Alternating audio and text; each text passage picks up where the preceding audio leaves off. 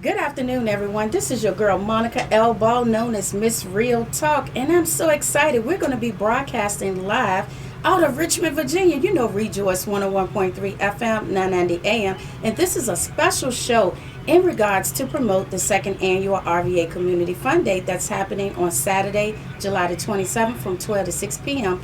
at Dorey Park. And our title sponsors are Dominion Energy, Capital One, and Goes Gym. And so excited. So guess what?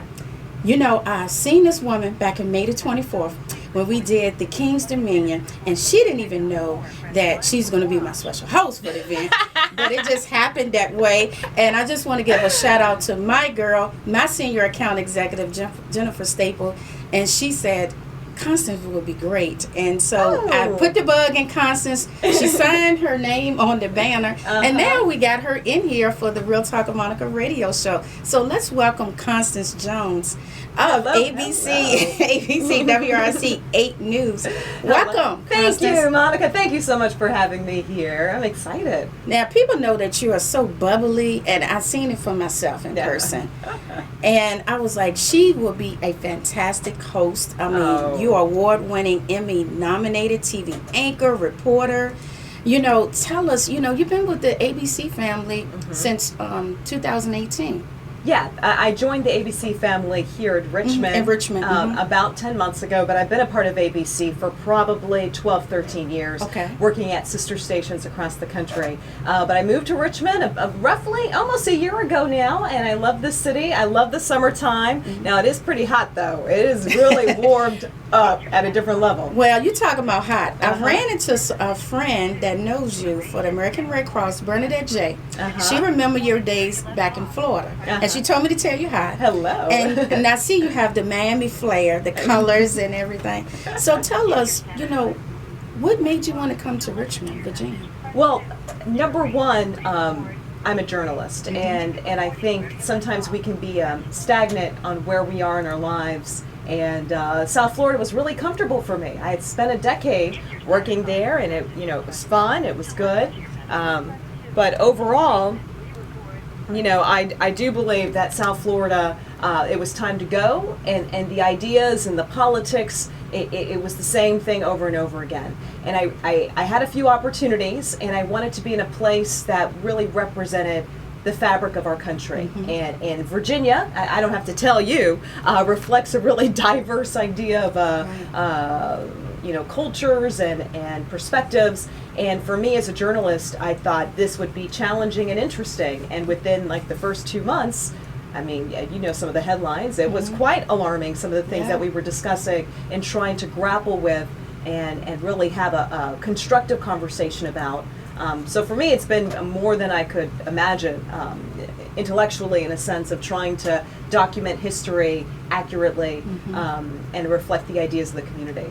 Well, that is awesome. I mean, I see you and Juan Connie's like your TV husband. Yeah. You know, I call him my brother. Really, your brother, your brother, because he likes to play jokes on me most of the time. You do? Yeah. Y'all two just, I mean, it just the chemistry. When I watch you at nighttime, it just y'all dynamics. Do it take a long time to develop that chemistry, or sometimes it got to be pushed? When you was with the ABC family here in Richmond, did they say, "Wait a minute, Constance would be good for here with Juan"? I think a lot of people don't know how extensive the search is for someone to be paired together. So there were dozens and dozens of people who came in to audition and see how the chemistry was, and then they have research groups, and they do research groups. Oh yeah, no, wow. it's quite intense when they decide on a pairing for any team. It's not just accidental. So and some people have come to me and asked about previous anchors and how people, they'll ask the community specifically, how do you feel about this person? How do you feel? Do they like each other? How do they gel? And I've had an interesting share of co-hosts or co-anchors that I've worked with. And Juan is just so easy peasy. He's from Richmond. He loves the city.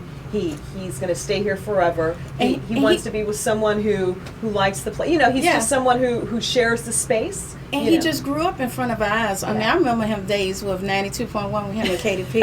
And he just grew into this position, into a man, a Latino, that is not, you don't see too much in, in the main screen to be an anchor. You do not. And even, I would say, some of the changes our station made. I mean, both Juan and I are minorities, and we are the main anchors at the station. So I think that's something you think of the dynamics of the city of Richmond and the conversations that are happening in Richmond. And I'm a black woman, but my mother's white, so I come from a different perspective as well. So those are things that are important when we're telling the stories, because you have to have people from different backgrounds to give you a good sense of what this means and present it as accurately as you can. I'm glad you mentioned that. You said you're a black woman. As you know, you being a proud member of the National Association of Black Journalists and Alpha Kappa Alpha Sorority Incorporated. So that sisterhood.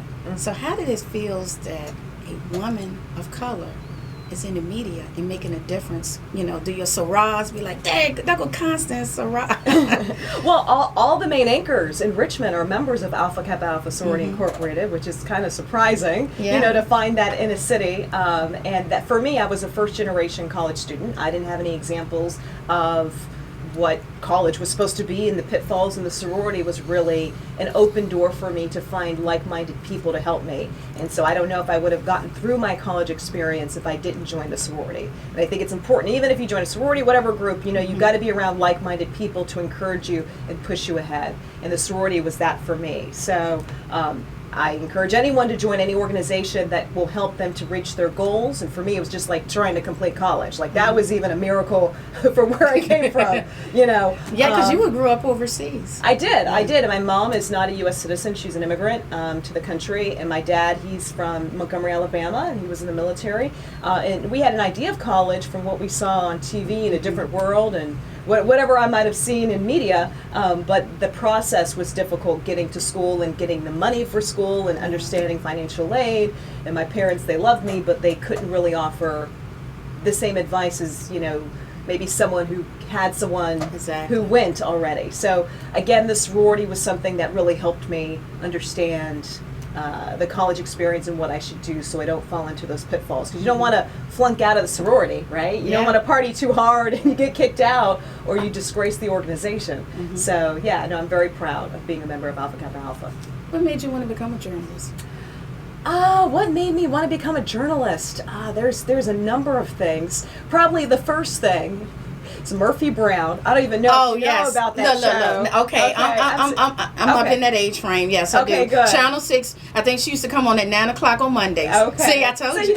It's when I tell some of the millennials, they're like, "Who's Murphy Brown?" I'm like, "Okay, I can't talk to you about this." But that evolved into me really loving 2020 with Barbara Walters. She was also someone that I loved, and I always thought, "Man, I want to be just like Barbara Walters," and that was really my pinnacle of what I wanted to do.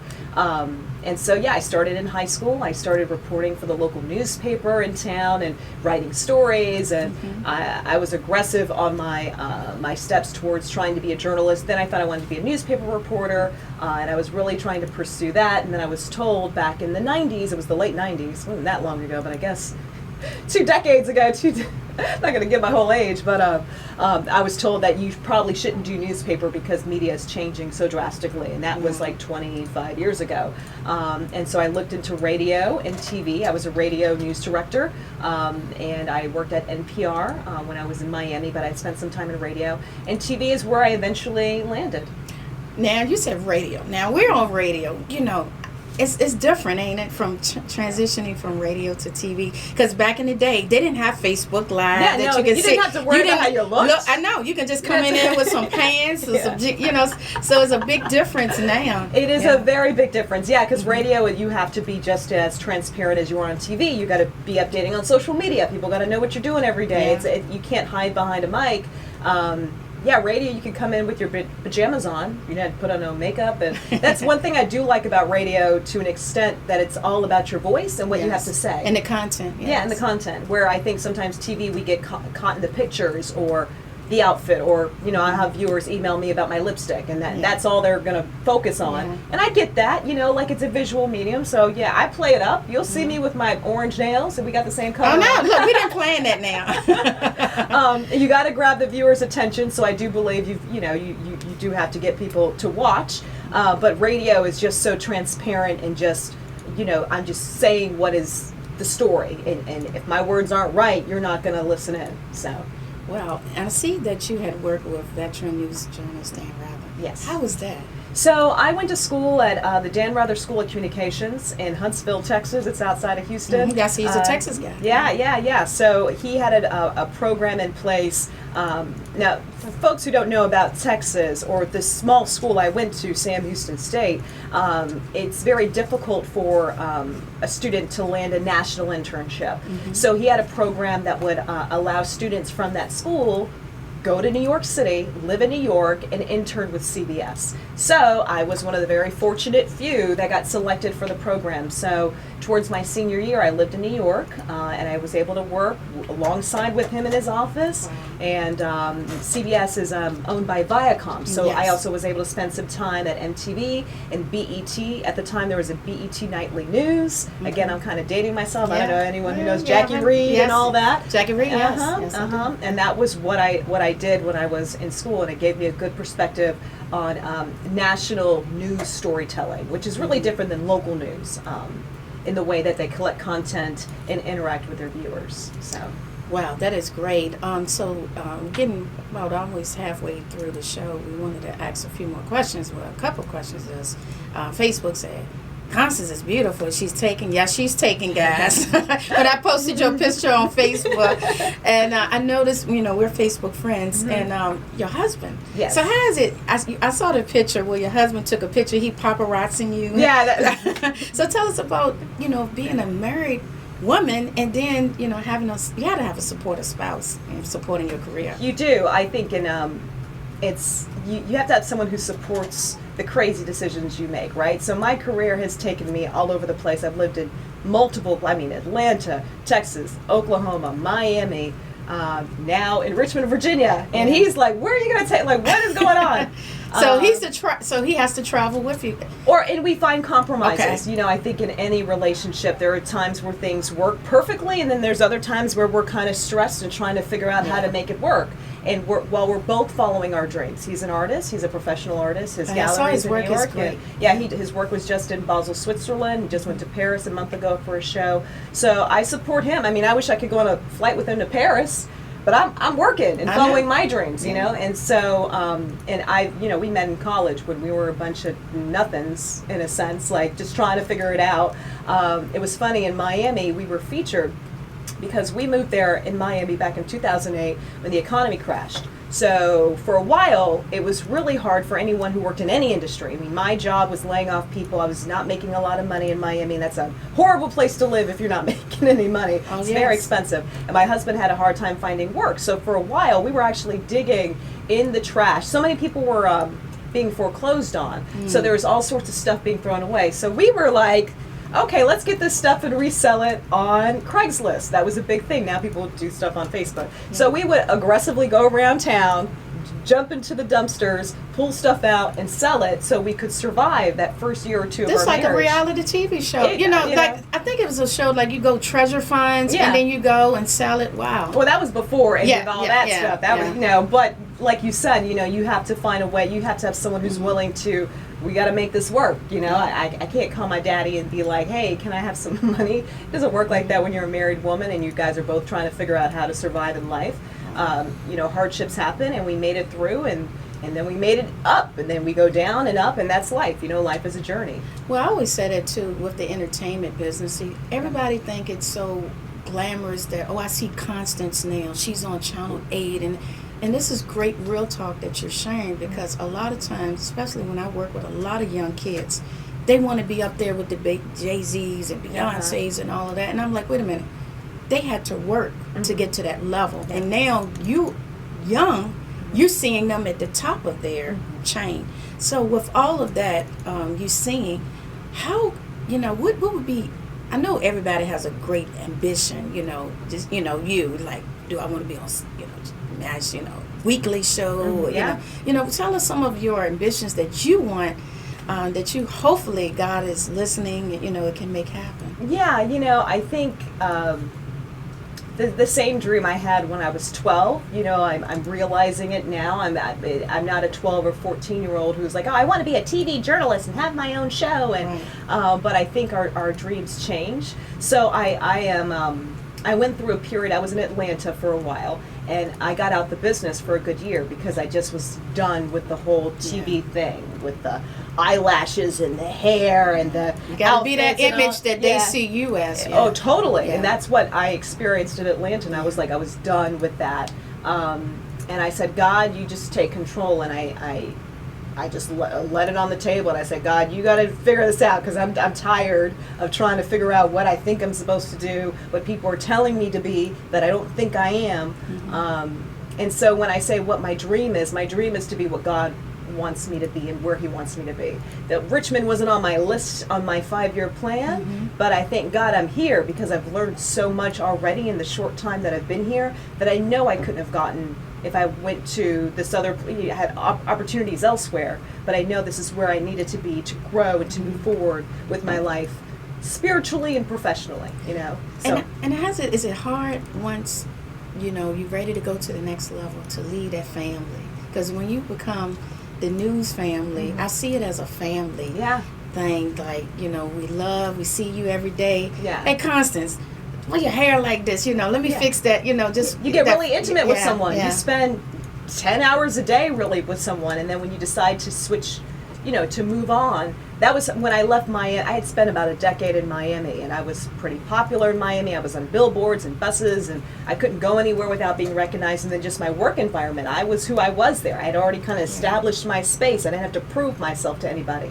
But I think when you get comfortable is when you stop growing. And I had really noticed I had gotten to a place in my career where I stopped growing, and there wasn't going to be any more growth for me, even though I was comfortable and I had my family. And family is comfort, but sometimes you got to leave family to grow and where you think you need to be. So, because one of your family members apparently had died back in Miami. That was in the news. I think it's that veteran reporter. Unfortunately, I worked with them. His name was Todd Tongan, and he committed suicide.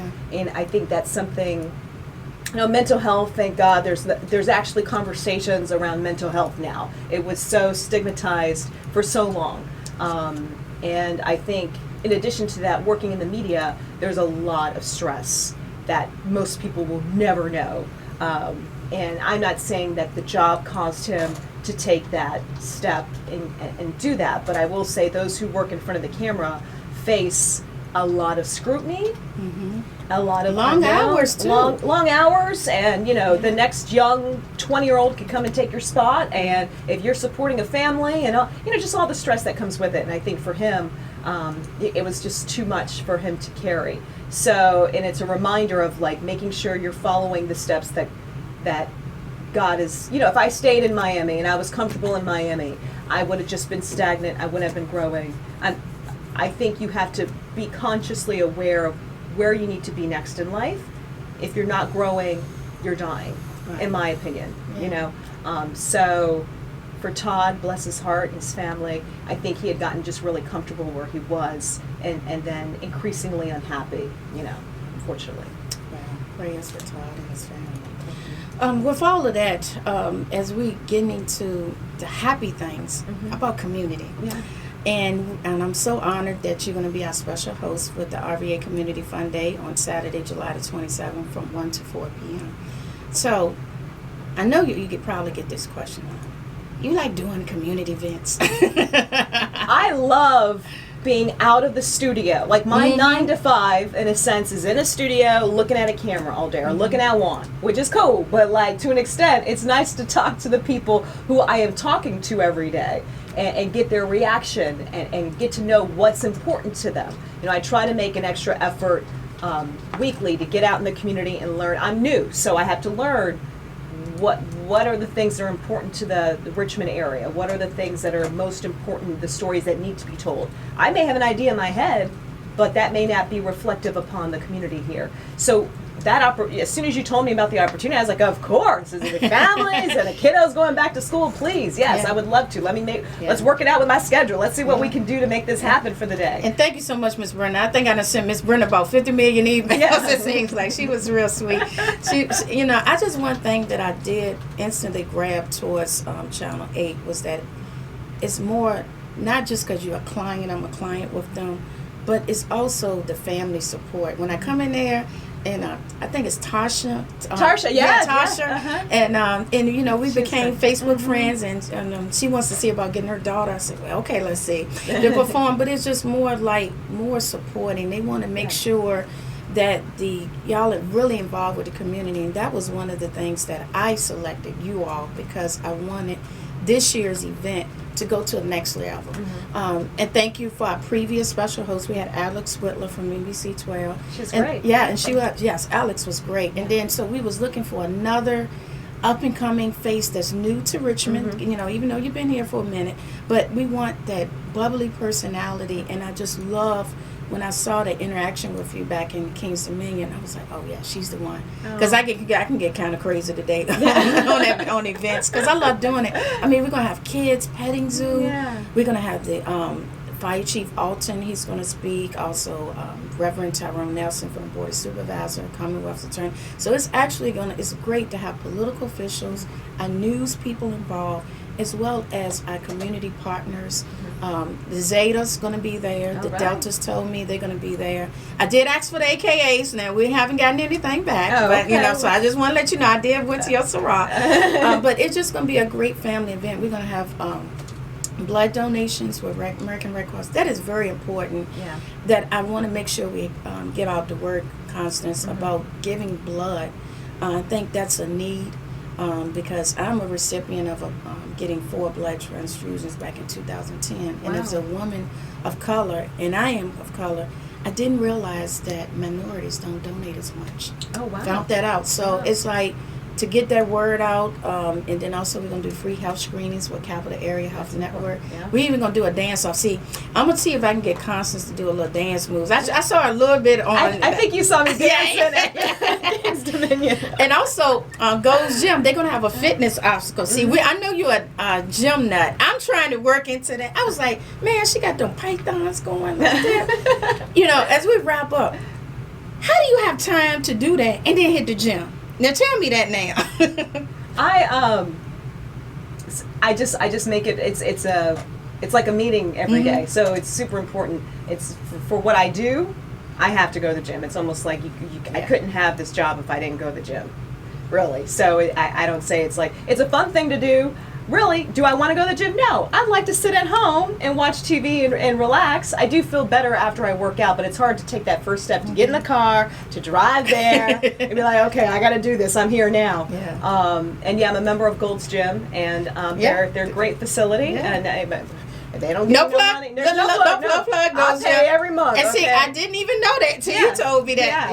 I go and they have the classes, and I just think it is important for our health. My family, I have diabetes, heart disease. 2 of my aunts had gastric bypass, still didn't work.